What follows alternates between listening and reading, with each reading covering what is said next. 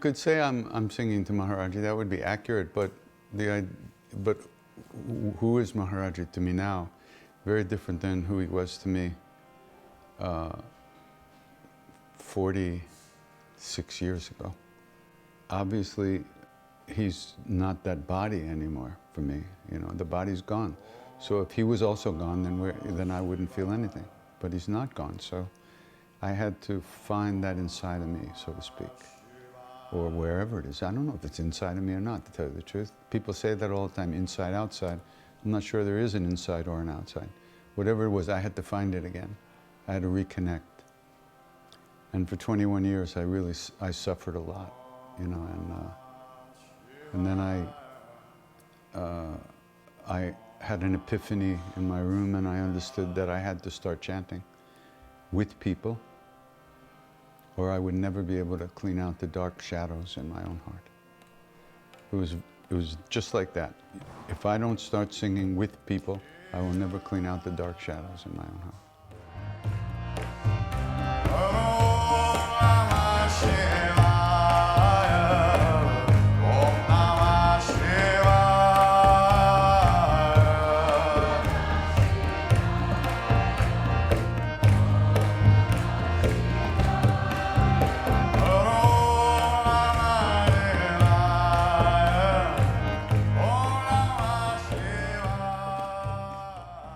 I have no idea what this life means, really, to tell you the truth. I mean, I've read a lot, of course, and people talk about this shit all the time. But do I really know anything about this? No, I don't. So I just keep singing. I don't even... It doesn't seem relevant to try to think about it or figure it out, what it means. Because whatever it means to me, it doesn't mean the same thing to you. And what it means to me is an opportunity to chant, to repeat the name, to remember the name, and to do my Guru's seva, to serve my Guru. And my Guru is love, is presence, is being, is the indwelling presence in all beings. And so that's what I do.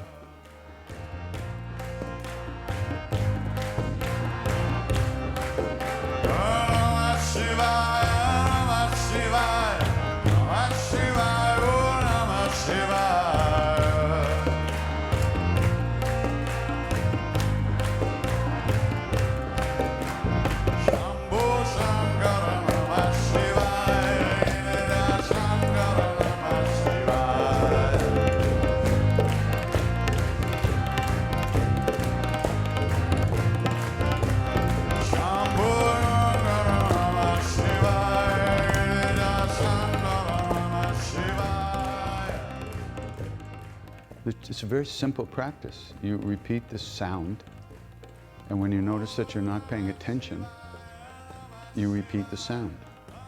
And you'll be repeating that sound even while you're not paying attention. And then something happens that you notice you're not paying attention. Now that's a big moment.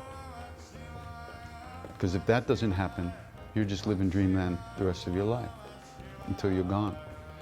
But there's a moment that arises where you notice you're not paying attention. How did that moment arise?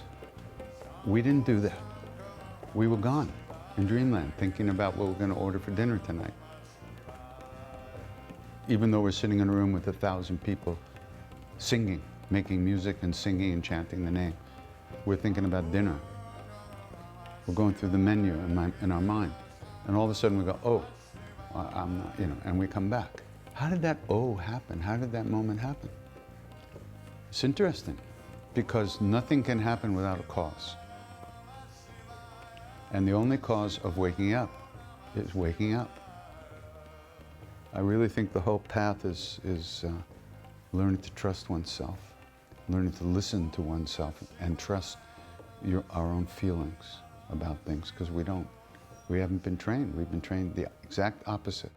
So in order to overcome that training, we have to retrain ourselves, which of course is what practice does. All the practices, they bring us home, they bring us back again and again and again and again and again and again and again and again.